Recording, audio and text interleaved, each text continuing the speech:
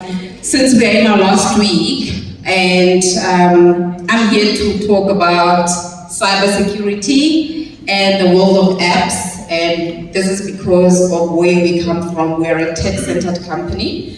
So I'll be taking you through who Mlab is, so you understand why we do what we do. Then I will take you through just the SMME and digital landscape, why it is important to actually innovate using applications. Then we'll go into real life case studies of some of the solutions and innovative solutions that came out of South Africa, some from Mlab, and then just a bit on cyber hygiene for entrepreneurs that you need to consider, right? So we are a non-profit company, meaning that mostly everything that we do, 90% of the work that we do is free, meaning that it is covered and sponsored. We work through sponsorships and we receive funds from most of our founding partners and public-private partners as well. So we were founded in 2011, and in full we are a mobile applications laboratory. In short, they normally call us Mlab. So it's not a laboratory the way you're thinking where we're doing pharmaceuticals. We are a digital lab, tech-focused lab that focuses on software development. So we were founded in 2011 by a consortium of partners, World Bank Group, the Department of Science and Innovation, the Innovation Lab, the CSIR, and many others. And what we do, we make sure we build a digitally empowered tomorrow. And how we do that, we do it by empowering tech talent. We do it in 4 ways. We do it by de-risking. You'll see there's de-risk everywhere. And what we do, we de-risk and accelerate youth ecosystems to ICT opportunities, meaning that we are running around, going to the furthest spaces where there are no skills, there are no tech skills, 4IR skills, and we stimulate their community so that they are aware and they are digitally empowered so that they can play a meaningful role in the digital economy. So we do short courses, awareness courses about 4IR. Then that includes even for entrepreneurs, that includes for job seekers. Then we de-risk, accelerate youth developers for ICT roles. We have a program that runs on an annual basis, a coding academy, between 9 to 12 months. After they run, usually we get students from varsity who do not have real-life work experience, and we give them a stipend for 9 to 12 months. They learn how to develop solutions, and with that, they're included in the overall value chain of Mlab, where they learn. Some of them are taken in as entrepreneurs to service our startups. Some are taken in as interns to also develop applications, and some are currently even running our programs as we speak. That's how much we work in making sure that the work does not end at skills transfer, but we also make sure that we place them into jobs or place them into the economy. And then we de-risk, this is what, this is where it involves you. We de-risk, accelerate early stage startups. Early stage startups meaning at conceptual level, at ideation level, when you have a prototype or you have figured out that this is what you want to do, this is the solution. We take that, we assist you in honing it so that it can be a proper prototype, and we assist you with market readiness. We give you coaching. Sometimes it comes with a grant, sometimes it doesn't, depending on who has funded us for that program. And we digitize your business, because most businesses, we've seen that there's a gap when it comes to accessing funding. Some businesses are not at a level of receiving funding. And the reason they are not there is because they lack the skills, they do not have the technical skills, they also lack the entrepreneurship mindset. They also lack some of the that mentorship that is needed. They also lack the tech development that is required to build their prototype or their solution so that it can be market ready. So we assist you with that, because sometimes you get rejected everywhere, or you apply for it, or they don't respond. They don't even tell you why, but you're a high risk to them, to the program. So we de-risk you so that you are able to be a bankable business. And then we also de-risk and accelerate industry tech projects. So this is where we partner with entities in the private sector or in the public sector, where you're thinking of delivering, improving your service delivery, and you're thinking of coming up with a system. We sit, co-create with you so that you can innovate and deliver better and more efficiently using technology, of course. So now, I think because of my last two speakers, they've spoken a lot about the digital landscape and that we are in the 4IR. There's a need for us to either transition, and it poses a challenge. It also poses, because there are spatial inequalities, right? But it also poses an opportunity for us. Ooh, I must learn to balance this mic. So it also poses an opportunity for us. And what that means is that you either innovate or you die, right?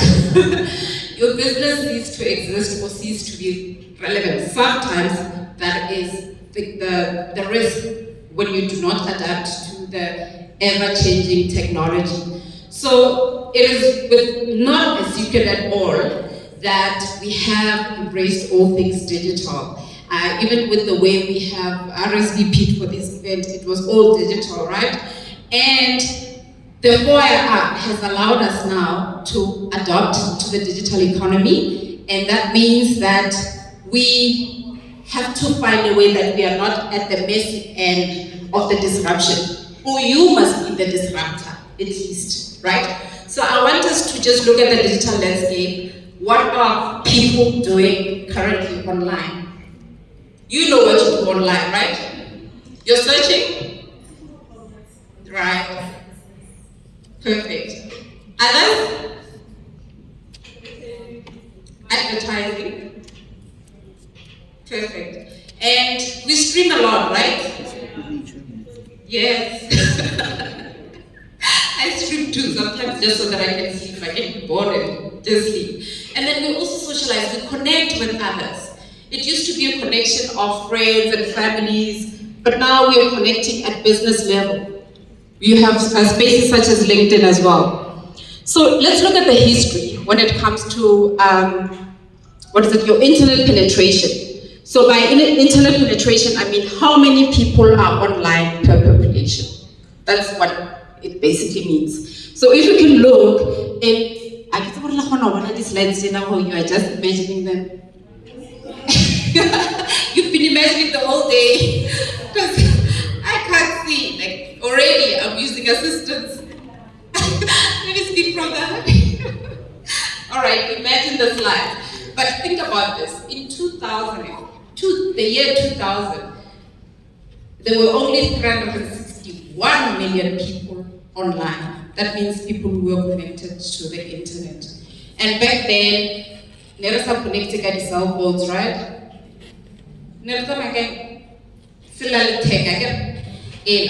Yeah. So now, in 2020, there were 4 billion people online. So that has changed. There used to be 1 million, now there's 4 billion in 2020. There has been a transition. Then, in January 2023, there are now over 5 billion people online. And with an estimation of 8 billion people in the world, what that means is that about 64% of people in the world are online. Do you see where we are? Now you want to think about how are these people accessing the internet now? Because they never access it through their computers. You couldn't make a call while, I don't know how the whole thing, but you couldn't make a call while I'm connecting to the internet, or you just there's a fax coming in, one line. The techies know how to explain that. So let's look at how people are accessing this.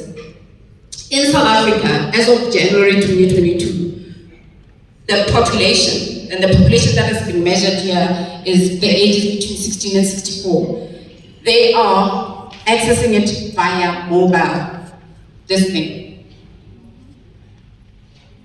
Right now, I can do my work, most of my work, though it's not the most effective way to do it, but I can get my work done here. I can connect with my family here.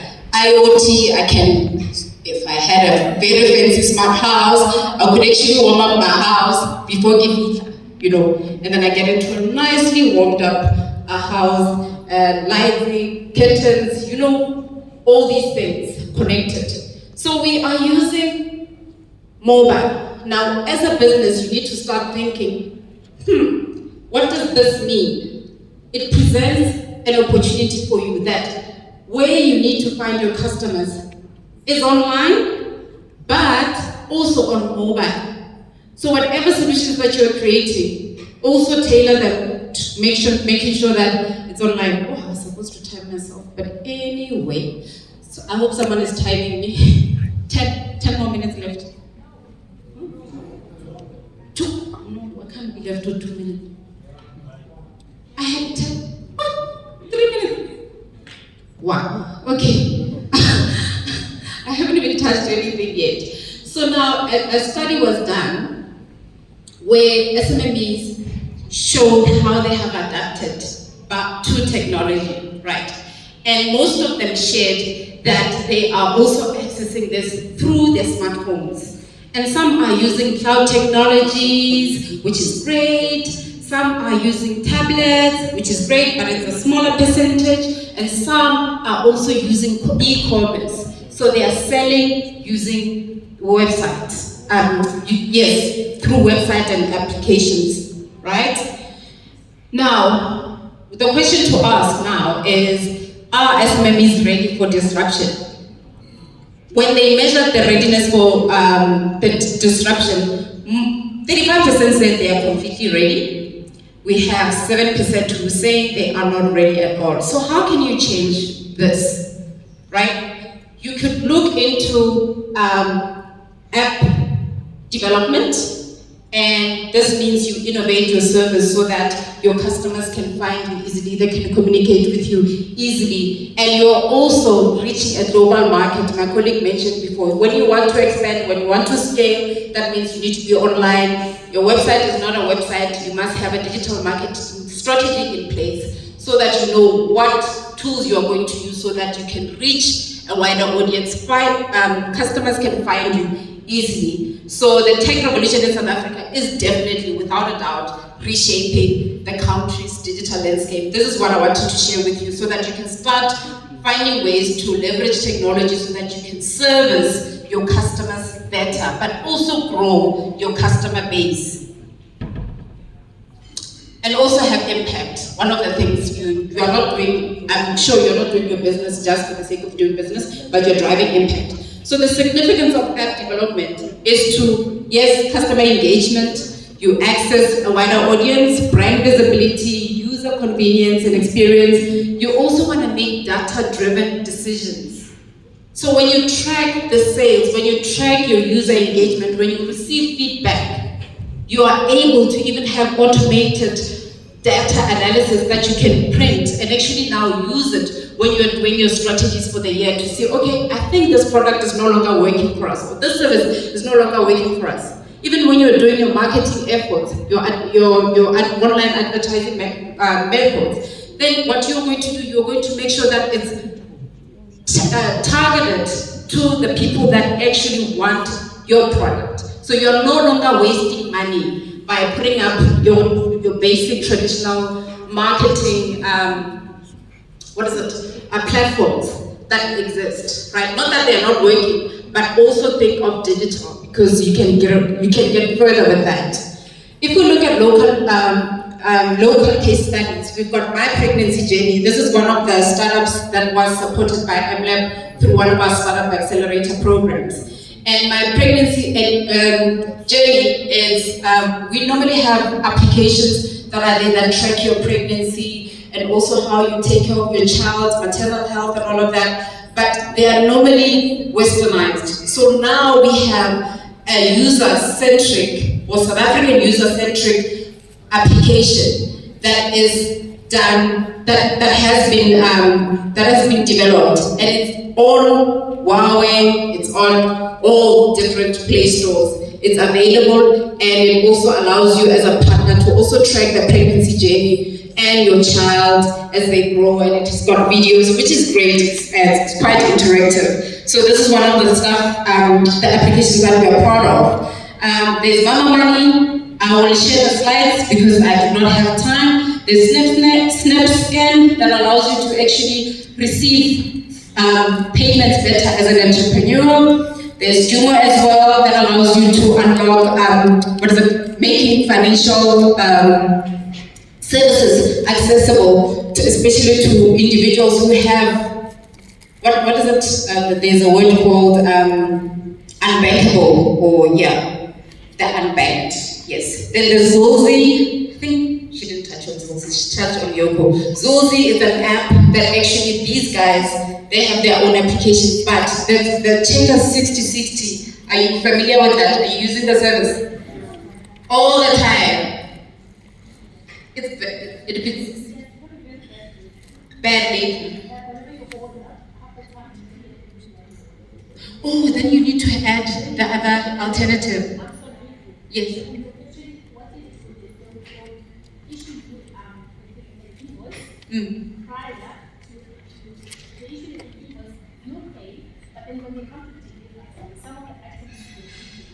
Yes. So once they omit such items, you are definitely going to have to go back and buy some more. I think it's just the strategy to make sure that you actually have repeat visits. So yeah.